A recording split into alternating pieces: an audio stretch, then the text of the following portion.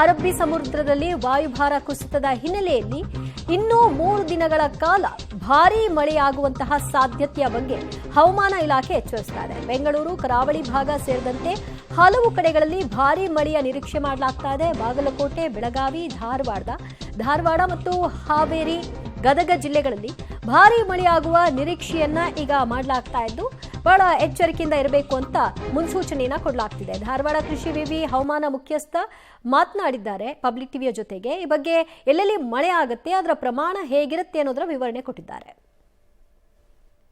ಅರಬ್ಬಿ ಸಮುದ್ರದಲ್ಲಿ ಉಂಟಾದ ಚಂಡಮಾರುತ ಪ್ರಭಾವದಿಂದ ಕರ್ನಾಟಕದಲ್ಲಿ ಬಿರುಸಿನ ಮಳೆಯಾಗಲಿದೆ ಎಂದು ಹವಾಮಾನ ಇಲಾಖೆ ಈಗಾಗಲೇ ಮುನ್ಸೂಚನೆಯನ್ನು ಕೊಟ್ಟಿದೆ.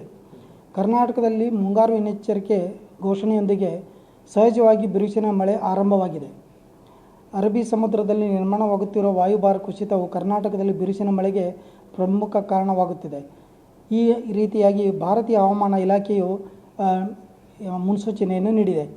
ಇತ್ತೀಚಿನ ವರದಿಗಳ ಪ್ರಕಾರ ಈ ವಾಯುಭಾರ ಕುಸಿತವು ಮೇ 21ರ ಹೊತ್ತಿಗೆ ಚಂಡಮಾರುತವಾಗಿ ಪರಿವರ್ತನೆಗೊಳ್ಳುವ ಸಾಧ್ಯತೆ ಎಂದು ತಿಳಿಸಲಾಗಿದೆ. ರಾಜ್ಯದ ಕರಾವಳಿ ಹಾಗೂ ಒಳನಾಡು ಭಾಗಗಳಲ್ಲಿ ಮುಂದಿನ ಕೆಲ ದಿನಗಳಲ್ಲಿ ಭಾರೀ ಮಳೆಯಾಗಲಿದೆ. ಈ ಚಂಡಮಾರುತವು ಪೂರ್ವ ಮಧ್ಯ ಅರಬ್ಬಿ ಸಮುದ್ರದಲ್ಲಿ ಉದ್ಭವಿಸಿದ್ದು ಉತ್ತರದತ್ತ ಚಲಿಸುವ ನಿರೀಕ್ಷೆ ಇದೆ. ಇದರ ಪರಿಣಾಮವಾಗಿ ಕರ್ನಾಟಕದ ಕರಾವಳಿ ಹಾಗೂ ಪಶ್ಚಿಮ ಘಟ್ಟದ ಜಿಲ್ಲೆಗಳಲ್ಲಿ ಬಿರುಸಿನ ಮಳೆಯಾಗುವ ಸಾಧ್ಯತೆ ಇದೆ. ನೈಋತ್ಯ ಮುಂಗಾರು ಪ್ರವೇಶಿಸಲು ಇನ್ನೂ ಕೆಲವೇ ದಿನಗಳು ಬಾಕಿ ಇದ್ದಾಗಲೂ ಈಗಾಗಲೇ ಮುಂಗಾರು ಪೂರ್ವ ಮಳೆ ಆರ್ಭಟ ಗಂಭೀರ ಸ್ಥಿತಿಗೆ ತಲುಪಿದೆ.